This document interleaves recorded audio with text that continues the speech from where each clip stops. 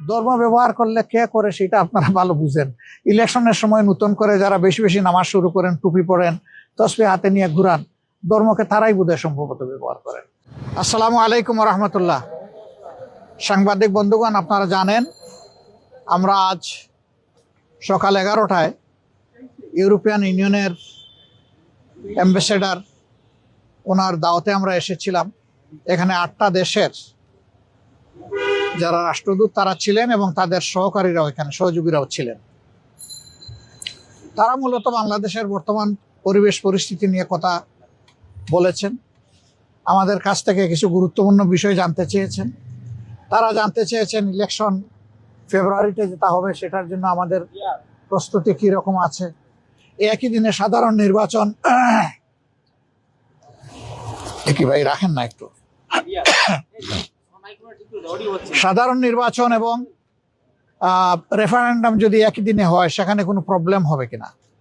আমরা বলেছি যে আমাদের দেশের মানুষ ততটা এখনো কনসাস না, এই জন্য একই দিনে দুটো নির্বাচন হলে দুটা নির্বাচনই ক্ষতিগ্রস্ত হওয়ার আশঙ্কা আছে, ভোটার টার্নওভারও কম হতে পারে। এই সমস্ত কারণ সামনে রেখেই আমরা বলেছিলাম দুটো নির্বাচন আলাদা আলাদা হওয়া উচিত। সেই দাবি এখনো আমাদের আছে, সরকার ইচ্ছা করলে সেই দাবি এখনো বাস্তবায়ন করতে পারে। তারা আরও জানতে চেয়েছেন যে পিআরের ব্যাপারে আমাদের অবস্থান কি। আমরা বলেছি যে পিআর আমাদের দাবি, আমরা এটা জনগণের জন্য করেছি, দলের জন্য নয়। এমনকি আমরা যদি জনগণের ভোটে নির্বাচিত হয়ে আল্লাহর ইচ্ছায় ক্ষমতায় যাই, ক্ষমতায় তো আমরা বলি না, দেশ সেবার সুযোগ পাই, তাহলে আমরা তখনও পিআর বাস্তবায়নে আন্তরিকতার পরিচয় দেব। তখন এটা হবে না যে আমরা তো জিতে গেছি, এখন আর পিআরের দরকার কি। অতীতের যে কালচার এটাকে আমরা পাল্টে দিতে চাই। মানুষ এখন অনেক রাজনৈতিক দলের কমিটমেন্টের উপরে আস্থা রাখে না, বলে যে আপনারা আগে তো গিয়েছেন ক্ষমতায়, আমরা দেখেছি আপনারা তো কমিটমেন্ট রক্ষা করেন না। এই যে একটা ব্যাড কালচার হয়ে গেছে, এটাকে পাল্টানোর দায়িত্ব কাউকে না কাউকে নিতে হবে, সেই দায়িত্বটা আমরাই নিতে চাই, আপনারা দোয়া করবেন। তারপরে তারা জানতে চেয়েছেন সমাজের বিভিন্ন অংশের মানুষের প্রতিনিধিত্ব কিভাবে হবে, সকল মানুষের সিকিউরিটি কিভাবে নিশ্চিত হবে, রোহিঙ্গা সমস্যার সমাধানটা কিভাবে হবে, এ নিয়ে আমাদের কি চিন্তা ভাবনা।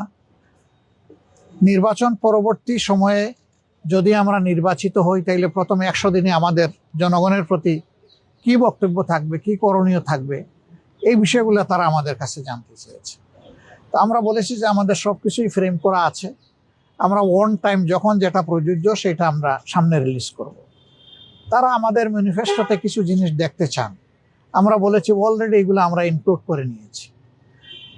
তারা বাংলাদেশকে একটা ইনক্লুসিভ বাংলাদেশ দেখতে চান। আমরা তাদেরকে বলেছি আল্লাহ তাআলার ইচ্ছা এবং জনগণের ভালোবাসায় আমরা নির্বাচিত হলে সেই ইনক্লুসিভ বাংলাদেশই আমরা গড়ব ইনশাআল্লাহ। আমরা কোনো দলকেই বাদ দেব না।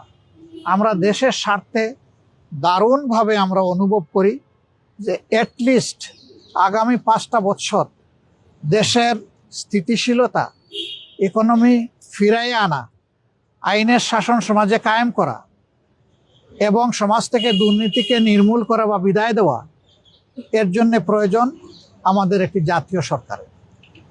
আমরা নির্বাচিত হলে সেই সরকারটাই গঠন করব। যারা এখানে অংশগ্রহণ করবেন তাদের কাছে শুধু 2টা জিনিসই আমরা প্রত্যাশা করব। নাম্বার 1, কেউ নিজে দুর্নীতি করবেন না এবং দুর্নীতিকে কোনোভাবে প্রশ্রয় দেবেন না। নাম্বার 2, আমরা চাইব সকলের জন্য বিচার সমান এবং নিশ্চিত করতে।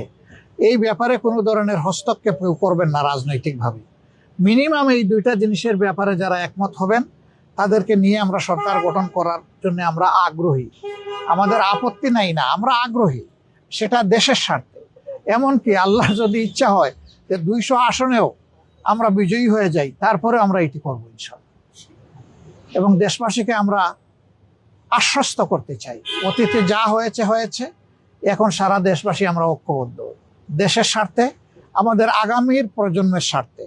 যুব সমাজের যে অ্যাসপিরেশন, তাদের যে আকাঙ্ক্ষা, এই আকাঙ্ক্ষা কোনোভাবে যাতে ব্যাহত এবং আহত না হয় সেই ব্যাপারে আমরা দারুণ শ্রদ্ধাশীল।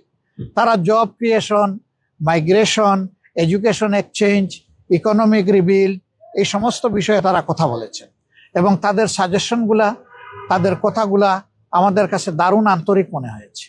তারা আসলেই বাংলাদেশকে ভালোবাসে, তারা একটা বাংলাদেশকে বেটার বাংলাদেশ হিসাবে আগামীতে দেখতে চান। আমরা যেন দেশ এবং বিদেশের সকলের আশা আকাঙ্ক্ষাকে আমরা সম্মান করতে পারি এবং সকলের আশা বাস্তবায়ন হয়, আপনারা দোয়া করবেন। আমরা আমাদের রাজনীতি দলের জন্য করি না, ব্যক্তির জন্য করি না, আমাদের রাজনীতি জনগণের জন্য, এবং এটা আমরা কোথায় নয় কাজেই প্রমাণ দিতে চাই। আল্লাহ যেন সেই প্রমাণ দেওয়ার শক্তি আমাদেরকে দান করেন। আপনাদের সবাইকে ধন্যবাদ, কষ্ট করে এসেছেন আমাদের কথাগুলা কভার করার জন্য। আপনারা আগামীর দেশ গঠনে আপনাদেরও অংশগ্রহণ স্বতঃস্ফূর্ত, আন্তরিক এবং ব্যাপক হবে, এটা আমরা প্রত্যাশা করি। সবাইকে ধন্যবাদ। আসসালামু আলাইকুম। বলেন। আপনার বিএনপি চেয়ারপারসন যে অসুস্থ, তার অসুস্থতার জন্য রাজনৈতিক দলের সংকট দেখছেন কিনা আগামীতে? না, দেখেন, সুস্থতা অসুস্থতা এগুলো আল্লাহ তাআলার সিদ্ধান্তের উপর নির্ভরশীল। সারা দেশবাসী তার অসুস্থতার জন্য তার প্রতি শ্রদ্ধা নিবেদন করে দোয়া করছে, কিন্তু আমিও তো মরব, আমরা কেউ তো চিরদিন থাকবো না, আমাদেরকে এই দুনিয়া থেকে বিদায় নিতে হবে। আমাদের বিদায় নেওয়ার সাথে সমাজের চাকা চলা অচল হওয়ার কোনো সম্পর্ক থাকা উচিত নয়। তবে যার যেটুকু শ্রদ্ধা ভালোবাসা পাওয়া, সে যেন এটা পায়, এই দিকে সকলের খেয়াল রাখা উচিত। গতকাল বিএনপি ভারপ্রাপ্ত চেয়ারম্যান একটা কথা বলেছেন, আন্দোলনরত 8 দলের দিকে ইঙ্গিত করে বলেছেন যে ধর্মকে এখানে ব্যবহার করা হচ্ছে। এটার সাথে আপনার একমত কিনা? আর ফেব্রুয়ারি নির্বাচন বলা হচ্ছে যে পিছানোর এক ধরনের শঙ্কা, এরকম কোনো শঙ্কা আপনার করছে? আমরা ধর্মকে কখনো ব্যবহার করি নাই, করবো না। ধর্ম আমাদের আমাদের চিন্তার অঙ্গ, আমাদের কলিজার অংশ। আমরা ধর্ম নিয়েই কাজ করি, আমরা ধর্মকে ব্যবহার করি না। ধর্ম ব্যবহার করলে কে করে সেটা আপনারা ভালো বুঝেন। ইলেকশনের সময় নতুন করে যারা বেশি বেশি নামাজ শুরু করেন, টুপি পরেন, তসবিহ হাতে নিয়ে ঘুরান, ধর্মকে তারাই বোধহয় সম্ভবত ব্যবহার করেন। আমরা কিন্তু সারা বছর তসবিহ হাতে নিয়ে ঘুরাই না, তসবিহ বুকে নিয়ে ঘুরাই আমরা। এবং আমরা আমাদের কাজগুলো আমাদের বিলিফের আওতায় করতে চাই। এখন যে যেভাবে বুঝেন এটা তাদের ব্যাপার। আর আমরা ইলেকশন পিছানোর কোনো সুযোগ আছে মনে করি না, উচিত নয় মনে করি। আমরা মনে করি যে ফেব্রুয়ারির ঘোষিত এই টাইম লাইনের ভিতরে নির্বাচন হওয়াই দেশের জন্য একান্ত প্রয়োজন। এর সামান্য কোনো ব্যত্যয় ঘটলে দেশ দারুণভাবে ক্ষতিগ্রস্ত হবে, এবং কারো দ্বারাই দেশ ক্ষতিগ্রস্ত হোক এটা আমরা চাই না।